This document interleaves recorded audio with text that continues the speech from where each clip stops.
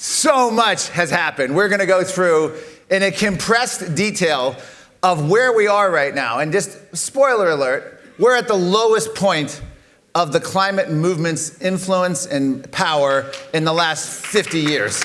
Environmentalism as well. Don't know how long it'll last. But the title is The Great Reject. Triumphant Trump dismantles the climate agenda with nary a pushback. And that is actually the most shocking thing of all. We knew Trump was going to come in. He's gone beyond. Trump 2.0 has blown away Trump 1.0 on every issue, on climate, environment, energy.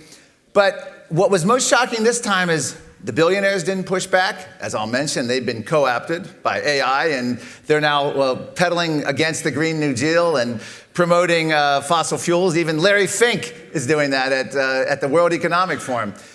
But the media didn't really push back. Democrats in Congress didn't push back. To give Gavin Newsom credit, he's like the only one who really did somewhat of a pushback. He made the trek to Brazil. Al Gore stays true to the cause, and we'll get to what he's up to. But that's where we're going to begin. So my book was The Great Reset. So at the last meeting, I was talking about a grim world that we were facing under Joe Biden, going along with net zero, build back better. It was this. We were still in the throes of COVID or just coming out of the lockdowns. The World Economic Forum was riding high. It's like one of those old documentaries. He was riding high until drugs and alcohol ruined him. Well, Klaus Schwab was riding high. The pandemic represents the narrow window of opportunity to reset our world. A reset of capitalism. Every country must participate. That's what we were facing. Joe Biden was all in. Justin Trudeau was all in. The European Union was all in. New Zealand, Australia. Basically, they were trying to ration, restrict energy, food, transportation, free speech, ownership, financial system. We were in it deep. So, you'll own nothing, be happy. You all remember that. World Economic Forum took it down the video. Of course, it exists and many people saved it. This became a albatross around their neck. A billion people will be displaced by climate change. Meat would only be an occasional treat. They had it all down. They had the public health merging with climate. They had the entire world scaring everyone. Your spending would be restricted to what the government deemed sensible. In the US, we had Joe Biden taking the steps to make us a central bank digital currency, digital cash. In other words, if you speak out against COVID, lockdowns, as Justin Trudeau did to the Canadian truckers, you wouldn't be able to spend your own money from your own bank account under these kind of systems. They were riding high until the Orange Man. And not Orange Man bad, but Orange Man good. He actually called Davos the promoters, their heirs of yesterday's fortune tellers, which I just thought, foolish fortune tellers. What a great speech he gave in Davos. But we were dealing with the great food reset. China was buying up American land, and they were worried about a Chinese-owned agricultural land monopoly. Now, we haven't necessarily solved it, but at least beginning this year, Trump administration's agriculture, Brooke Rollins, trying to crack down on Chinese ownership of American farmland. We're fighting back. We're making major progress on these areas. This is the great reject. The World Economic Forum, which was riding high. Klaus Schwab, this was hilarious because Klaus Schwab, the founder of the World Economic Forum, author of The Great Reset, was booted by his own organization because he said he did lavish spending at a hotel and expense accounts. I don't buy that for a minute. I don't know what exactly happened, but they didn't want him representing him. So they bring in Larry Fink of BlackRock to take over. He's now the co-chair. And Larry Fink is, of course, very natural there, being with BlackRock, who was all in. He's the one who wanted to force your behavior, so it's a natural move. But World Economic Forum is transforming and trying to reinvent themselves. AI movement. Larry Fink was forced to publicly admit at a World Economic Forum event 2 years ago that AI power demands mean solar and wind aren't tenable anymore. And he actually admits it. They're intermittent power. You need dispatchable power. Gee, maybe this is the reason Bill Gates and Marc Zuckerberg are trying to buy or lease nuclear power plants now and going all in on fossil fuels and hydrocarbons. There is no way you can still be for the Green New Deal and support the AI power demands that they're having here. But I thought, since COVID is now in the past and we're out of the lockdowns, we're out of the Great Reset, one man helped Trump crush climate change. And look, you can take a guess at who it might be, but I think we owe this man a huge debt of gratitude. And I'd like to see a round of applause. Stand up if you feel the need. But are you ready? Anyone? Okay, but here we go. The man who deserves credit for helping Trump crush the climate agenda is this man. Anthony Fauci. In Fauci we trust. These were actual lawn signs that they used in Maryland, all throughout the suburbs during COVID. People loved Fauci. They loved, the more he cracked down. He, of course, famously said, "I am the science." The reason he deserves a round of applause is he destroyed the appeal to authority. And this had tremendous effects. He made everyone question the experts. He was the greatest thing for climate skepticism. If you look, and again, thank you, Dr. Fauci, but by doing this, you can go back and look at Joe Rogan as an example. Joe Rogan would have a climate skeptic on, I'm talking 2017, 2018, and they would talk about it, and he'd say, well, wait a minute, let me check the NASA website. He's like, look, it says right here, NASA, 97% consensus. NASA says it's real. You know, who are you listening to? And that was an appeal to authority. Fast forward, Joe Rogan ran afoul of Anthony Fauci and the horse pace and the whole thing with COVID. He now is one of the biggest climate skeptic voices in the world. Just recently had Will Happer and Dr. Richard Lindzen on. I mean, that is what Anthony Fauci created. And it's a huge thing. And not only with Joe Rogan, but also with RFK Jr., we'll get to, but climate blowback, post-COVID lockdowns, appeal to authority collapses. This is Slate magazine. It's time to give up on facts, lay them down in favor of a more useful emotion weapon, listen to the experts. Questioning authority has become too much of a good thing. Do your own research means following down into a rabbit hole of misinformation. Because of the crushing censorship, because of labeling people domestic terrorists, because of lockdowns, because of mask mandates, because of canceling weddings and funerals, this pissed everyone off, basically. And that's why Anthony Fauci deserves a lot of credit. He even converted RFK Jr. RFK Jr., I interviewed, this is 2014, this is an actual still frame from my interview. He wanted to jail climate skeptics, politicians. He wanted to punish them. He wanted to jail the CEO of energy companies for creating a climate emergency. He apologized for that. In an interview with Reason magazine, he basically said he was wrong and apologized. But in 2023, he's red-pilled. He now declares climate change is being exploited by the World Economic Forum, Bill Gates, in the same way COVID was exploited. Top-down totalitarian controls in society. The only place I differ with him on his view is it was happening back in the 60s when they started, with Paul Ehrlich and overpopulation and all. It was always about top-down controls. But we welcome Robert F. Kennedy Jr. People see that as just another crisis being used to strip mine the wealth of the poor and enrich billionaires. This is the legacy of Anthony Fauci. So Trump has been dismantling us. He deals, everything I'm about to show you is not my opinion or I'm exaggerating it. I'm going to show you mainstream corporate media news sources. This is Bloomberg News. Trump deals climate blow by exiting UN crucial body. Pulling out of the science panel. I love this. Pulling out of the IPCC. I'm unsure how the IPCC can continue without the U.S. There it is. That's the kind of agenda we need. Pete Hegseth, by the way, he quoted one climate, I don't want to call myself an expert on climate, but he quoted one climate person in his book, and it was me, because I was a regular on Fox and Friends when he was a host. He actually cites several paragraphs on climate and attributes it to me in his book before he became defense secretary. But he announced shortly after being sworn in, no more identity months, DEI office, dudes in dresses, no more climate change worship. This was the Department of Defense, which had the Navy, the Army with net zero plans, the solar Navy. Biden was doing all kinds of crazy stuff. Sean Duffy, who's now the acting director of NASA, says climate science will move aside within NASA, and NASA will go back to focusing on space exploration. These are monumental shifts. We had to live for decades with this crap, and it's just like poof in Trump 2.0. New York Times admits the reality. Climate skeptics are winning the information war. Everyone take a bow, because that's this room. They've succeeded in undermining climate action globally. Hey, don't forget about just the U.S. Since the UN Paris Pact, climate denial has roared back, arguably stronger than ever. This is all the New York Times. Trump's hoax view is cheered by a chorus of influencers online. And welcome the young influencers that we had today. I love that. That's the actual thing. Many fighting climate worry they are losing the information war. You think? When even Bernie and AOC don't talk about. Bernie Sanders was on Joe Rogan, and they used the chart that Emma had of CFACT from University of Knoxville. Same Washington Post chart. Bernie Sanders had made a comment on climate. Joe Rogan presents him with that chart, and then Bernie Sanders goes, I don't know, to change the subject and moved on. Bernie wasn't even interested in pushing climate.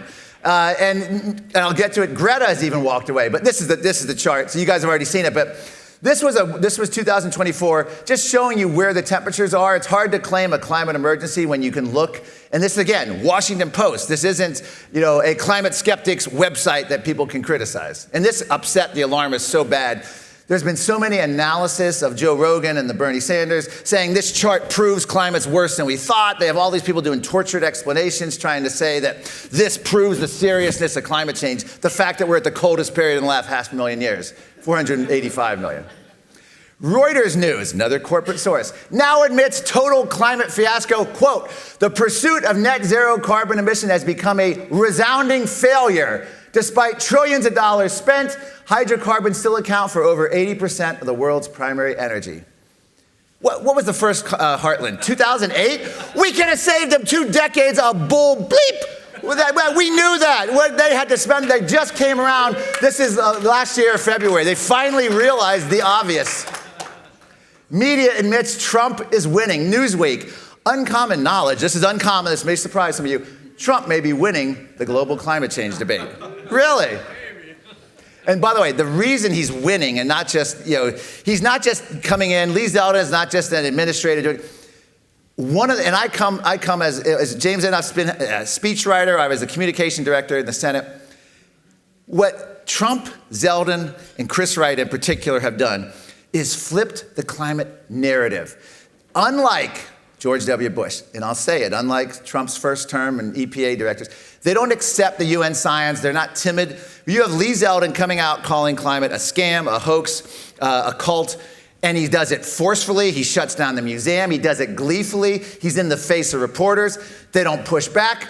It changes public opinion to the point where Harry Enton on CNN, their CNN pollster, has said that climate change has now reached the lowest level of concern among Americans since the late 1980s. And that is because Donald Trump and his team have flipped the narrative. Unlike George W. Bush's administration, where, climate's serious and real, but China, developing world, where we're not going to do a treat. They were all mealy mouthed, terrified. You embrace it, you're in their face, and it changes minds, hearts and minds. And that's the key thing. So yes, Trump is winning the battle. Washington Post, Democrats are going quiet on climate. It's now the big issue Democrats have stopped talking about. This happened during the campaign. Kamala Harris just dropped climate change. They knew for years this was going nowhere. By the way, I watch on YouTube, Young Turks, Majority Report, a lot of other left-wing podcasts. And there is almost one time I saw Michael Mann pop up. One of those, I think it was Majority Report, had a climate segment in the last year.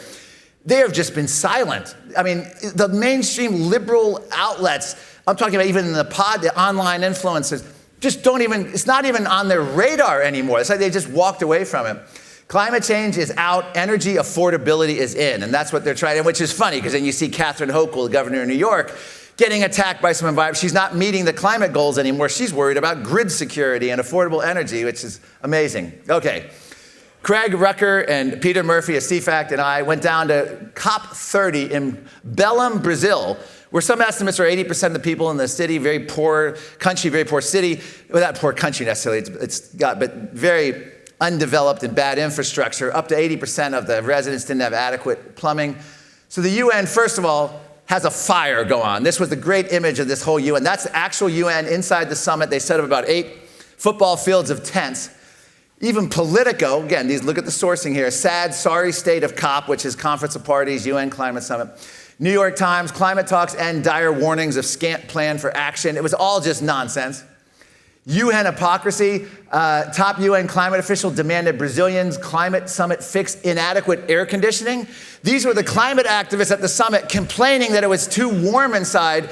Now, the problem is the UN and all the climate activists, the Washington Post, I don't need air conditioning and neither do you. This was previous years. And the New York Times, do Americans need air conditioning? I don't know about Americans, but UN climate activists apparently needed it bad in Brazil and they were upset about not having it. The ultimate was we redubbed the whole conference COP30 to Clear-Cut 30. Why? Because thanks to the BBC, and once again, not some obscure blog, Amazon forest felled to build road for the climate summit. Unbelievable. The environmental minister of Brazil actually said, we have to put this highway in, we have to clear cut all these trees, tens of thousands of trees. Acres of trees, not more than tens of thousands of trees, but tens of thousands of acres. We have to clear it so more people from around the world can come to the summit to see how we're saving the rainforest. That's literally the logic they use. And these are actual photos. Now, Craig Rucker and Peter Murphy actually went out. They actually went out to somewhere there where the construction was going on. They had to go past military blockades and everything, so we got great video of it if you check CFACT.org and Climate Depot. UN hypocrisy. This is Bob's Burger. This was in the food court at the UN Climate Summit. Day 2, according to Politico, sold out of hamburgers. Now keep in mind, UN report, cow emissions more damaging to the planet than CO2 from cars. Paging Will Happer, paging Will Happer. But when it came to that, what was missing from the menu? If hamburgers sold out, okay, you think, well, we know what they should be eating. The insects, this is the UN report, edible insects, future prospect for food and feed security. But they weren't eating it on the menu, and there are no insects on the menu at all at this UN climate summit. But we called it the UN's feculent framework. COP30 climate summit merged into crap 30. I hope everyone's finished eating. Have y'all done? Okay. I love the word feculent. Crap 30, UN demands participants not flush toilet paper in the toilets at the COP30 venue. Within the first day, toilets all stopped working. World leaders had no access to toilets for about 6 to 7 hours. This is the email they sent out. Reminds all participants not to flush toilet paper in the toilets. Please use the bins provided for your disposal. So you can imagine it became a blank show pretty quickly. Think before you flush. I got to go on Laura Ingraham, Fox News primetime, with intellectual hero Victor David Hansen. He's very historical, very PhD, talks all, very intellectual. Guess what I got to do? I got to go hold up a roll of toilet paper next to him. But Laura Ingraham loved it so much, she clipped the show and just put my clip on her Facebook page of me doing the toilet paper gig. I was showing what banned material looked like at a UN climate summit. You weren't allowed to have toilet paper. So you have to ask yourself, will it flush? So that's what you had to do at the UN. Now, we're still keeping on the flush theme. This is the founder of Earth Day, 81-year-old Dennis Hayes. New York Times confirms the flush. This is his actual quote. Everything I've worked on in my entire professional life has gone down the toilet in the last 6 months due to Donald Trump. So that toilet works. And that you could flush the entire green climate agenda down. So that at least we have one working toilet. So 34 years of climate summits. I love this, spot the effectiveness. This is the original Rio Earth Summit Treaty, which we'll get to in a minute. This is the George H.W. Bush signed 1992, trying to beat Bill Clinton. And this is CO2. I can't get the there it is. CO2 just continues to rise, and there's COP30 Belém, where we were. And I've been to 23 of the last 25 of these all over the world. And I think Craig Rucker, what year you go back? To the 90s, so I don't know how many you've been to. Can't remember how many you've been to, Craig. But all of this, it's one thing to claim we have a climate emergency, and this is their solution, is just to keep raising CO2 no matter what they do. So the whole thing is hilarious. Net zero progress, 76% of our global energy came from fossil fuels. 23, it decreased it to 76%, 0.3 of 1%. And that's Chris March's chart, by the way. I think you may have heard of him. China built 2 new coal-fired plants every week in 2024. This is a great stat. It's 85% of 21st century CO2 will come from the developing world, China, India, and Africa. But we're told that we have to shut down our greenhouse gas machine. USA leads in CO2 reductions. If you care about this, because of natural gas replacing coal. We've been leading all the European signatories who shamed us. By the way, before the UN summit in Brazil, I think it was like 80 countries didn't even bother to submit their greenhouse gas emission. They had just moved on from the climate. So this is Bloomberg News. Years of climate action demolished in days. And timeline. Trump's environmental directors are gutting American and the agencies to deliver them. So it's been just amazing to watch. New York Times, whole world sours on climate. It isn't just the whole world. It isn't just the U.S., the whole world. How do we think about the climate future now that's marked by the Paris Agreement has so utterly disappeared? And that's a good word. By the way, every time they have a UN summit, it's billed as the last chance summit. Secondly, Paris was supposed to save the world. You had John Kerry, you had Obama, you had the French president, you had UN leaders, and Justin Trudeau, all going out saying, we've now say our children and grandchildren will thank us. John Kerry signed the document representing Obama with his granddaughter on his lap. And then the next year we had to save the world all over again. How many times do we have to save the world? It just never made sense. Washington Post. Okay, I showed you that one. Jeff Bezos. Now this was interesting. Jeff Bezos, huge climate activist. First thing he does after Trump's right after Trump's sworn in, he ends support for the climate support group amid fears of billionaires bowing down to Trump. Washington Post editorial board. I'm not talking about a columnist. I'm not talking about an op-ed. The editorial board turns against it. They call them symbolic gestures. This is just a couple months ago. Symbolic gestures have become a political liability. Florida has chosen to base this on reliable, affordable instead of ideology. The Washington Post editorial board has destroyed the climate movement. They are so angry. Jeff Bezos transitions away. They panned Biden's EV mandate. Red tape have killed Biden's EV dreams along with weak demand.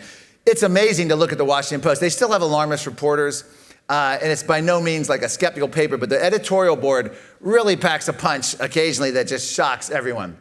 Bill Gates bailing out on climate. This is fascinating. Bill Gates says climate change will not lead to humanity's demise. This was right before the UN climate summit. He warned against the doomsday outlook, appears to have shifted his views. And that's, again, the New York Times. So how do you think people reacted to this? Gore v. Gates. And this was Al Gore shows up at COP30. Was he attacking Donald Trump? Was he attacking the denier? No, he was attacking Bill Gates. It was a great thing to say. Al Gore wonders if bullying Trump prompted Bill Gates to backtrack. Gore was disgusted with Bill Gates. Bill Gates, I believe he's now funding Bjorn Lomborg as well, which is interesting. But Bill Gates has lost it, Bezos has flipped. Those are two major billionaires, and a lot of it is just because of AI. UN Green Climate Slush Fund has been defunded. Our nation will no longer fund radical organizations. This is the UN Population Fund, the IPCC, a whole host of all the sustainable development. It comes like more than 60 organizations that they're trying to fund. I hope Congress follows up on as many of these executive orders as possible. But again, there's just no pushback. During Brazil, Nancy Pelosi held a hasty called press conference with a couple Democrats, and she actually said at one point, and we support what the UN's doing and whatever. She actually just said it like she couldn't get out of there fast enough. They were forced to show up at that moment. Senator Whitehouse did show up, but unlike previous years, the Trump administration didn't send a delegation. We declared ourselves the unofficial UN delegation at the conference since Trump didn't send anyone. But guess what Senator Whitehouse of Rhode Island was complaining about to everyone who would listen? He didn't get the State Department to pay for his ticket. He had to get an outside group to pay his first class ticket. Was probably like $30,000. I know because I used to fly business class when I was in the US Senate. I'd fly to Indonesia. I'd have like an $18,000 round trip ticket, airplane seat with folding bed and the warm cookies and all that. So that's what White House is upset is that the government didn't pay for his trip down there. So they're withdrawal the Green Climate Fund. Okay. This is American Energy Alliance. They do a great analysis, point by point. I urge you to look this up. March of this year, a month ago, 300 specific actions Trump and congressional GOP have taken to unleash Americans' energy. What has that led to? It's led to, in just 6 months, Trump has brought U.S. oil and gas production to its highest level ever. CNN analysis, USA is producing more oil than any country in the history of the planet. And what do we get? 3 protesters here? They can do better than that. That's the pushback. That's the only pushback you'll see. What's fascinating too is how once you pull the government incentives, once you get rid of all that, Wall Street turns its back on climate. 6 years after the financial industry pledged to use trillions to fight climate change, its efforts have largely collapsed. Poof, gone. And they'll deny they ever supported it. ESG, net zero, banking go belly up, Wall Street exodus, axing the 1.5 climate goal, by the way, which everyone knows. Richard Toll, others, UN scientists have just literally testified it's a made-up number pulled from thin air. JP Morgan left to quit banking alliance. There's no one left. It's been completely collapsed. Republican attorney generals get a lot of credit for going after ESG in corporate world. They've had a lot of impact on backing that up. To Greta. Bloomberg News. Greta's Sweden retreating from its bold green ambitions. And this is just from January 2026. Energy is drained out of Greta's climate campaign, a broader deflation of green ambitions. It's just, you can't keep up with the good news. It's exhausting. Trump, an environmental hero, offshore wind. We've had record mortality off the East Coast as these windmills go up in construction. We actually went on a boat out by Martha's Vineyard with commercial fishermen and left-wing environmental activists to protest the offshore wind. Trump ended up killing it. We call him the whale psychiatrist. And he's really been unbelievable. He really is an environmental hero because we're getting off of, we're going back to producing energy in America with the highest environmental standards, high human rights standards, and not outsourcing as an accounting trick to poor countries with less technology, less human rights, and less environmental standards. Saving the whales, 5,000 watts. So that's a big issue here. We are breaking wind, is what I like to say. But then I realized that may not be the best way to term it. But understanding the horrible year for offshore wind, Bloomberg, tide is decisively turning against net zero. It's just like everywhere you look, it's like you're being in a casino and suddenly all the slot machines are coming up winning. Now, the problem is you can end up losing too. So you have to stay vigilant because you don't know what's coming after President Trump's administration. Axios, the world's great climate collapse. The climate agenda's fall from grace has been, I love this, stunning in speed, scale, and scope. So someone gets aces for that. Well, I love that. That's great alliteration, 4 S's in a row. But just this is a corporate mainstream media as well. So this is unbelievable. Politico calls it, Trump's latest climate rollback makes it all but official. We've lost the culture war on climate. And by the way, going back to the young influence, going back to reframing, that is where we needed to go from the beginning, is the culture war. You embarrass people who believe the government can control storms and weather and temperature of 50, 100 years. U.S. government has long recognized greenhouse gas as a threat, but major rules to address that have failed to stick. The left's strategy on climate needs to be rethought. You think? Trump has launched unprecedented assault on climate. Where's the pushback? Yeah, this is UK Guardian quoting me. In my 26 years, I've never seen anything like it. But what's interesting about this was at the Heartland event in Davos. We got to go to Davos in Switzerland. A Brown University environmental professor said, I never thought I'd have to even say this, Marc Morano is correct. This is an environmental professor at Brown saying that there's been no pushback. So a few of the hardcore climate activists are really disgusted and can't understand it either. Mr. President, okay, this was in Brazil. I decided you can't, I think Joe Bastardi was talking about calling up Donald Trump. Well, you really can't call him up. It's hard to do. You go on the network that Trump watches. I went on Fox and Friends live from Belém, Brazil, from the UN summit. You can see all the broken infrastructure behind me. And I told I said in my best Ronald Reagan imitation, Mr. Gorbachev, tear down this wall. I said, Mr. President, tear up this 1992 Rio Earth Summit treaty. This was on a Sunday morning, live from Brazil. Within minutes, Donald Trump posts my entire video segment of that, and me calling for that. Now, I'm not taking credit, but, oh, hell, maybe I am. Well, that's 2 months later, political earthquake, Trump pulls us out of the 1992 UN Earth Summit Treaty. So that was one of the biggest things. This is the most foundational. In fact, you can see it's the bottom Jenga block. That's how big it is. Pulling out of UN Paris literally is nothing because you just get right back in. You pull out of this treaty, and now we have a situation where, according to legal experts, you have to have a new signing of a UN treaty and you have to have a new Senate ratification. It makes it much harder for a future president, Gavin Newsom or AOC, to get us back into this mess. So that ends the global climate scam.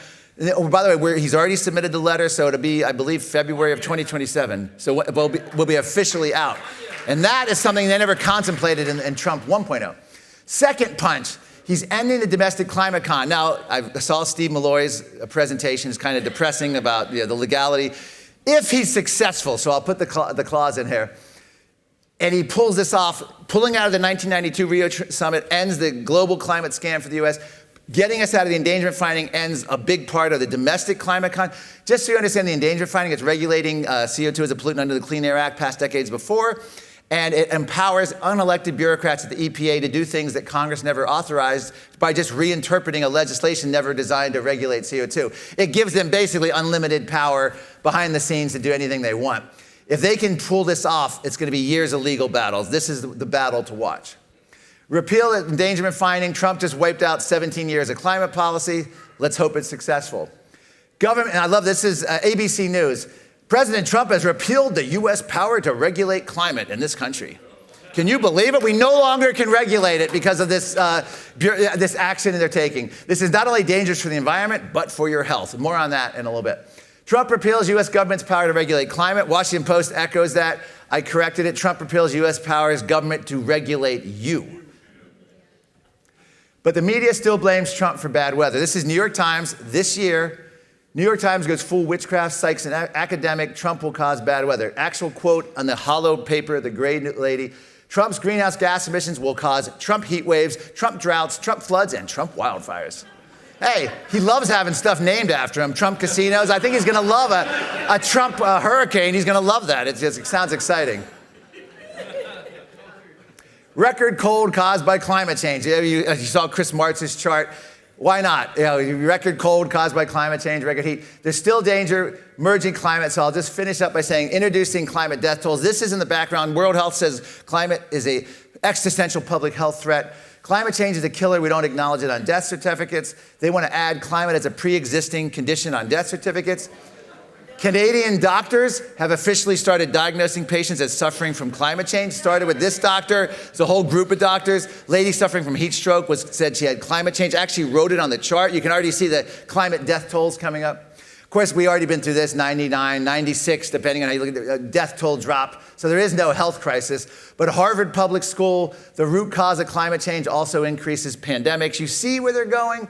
Climate change agenda has entered the operating room, anesthesia restrictions, heart surgery. Cancer Society has actually come out and worried about the carbon footprint of cancer care, carbon emission of aortic valve replacement. Would you go to a doctor who said, we need to replace your aortic valve, but we have a low carbon option. Your insurance won't cover it, and it may not last as long, but you'll be saving the planet.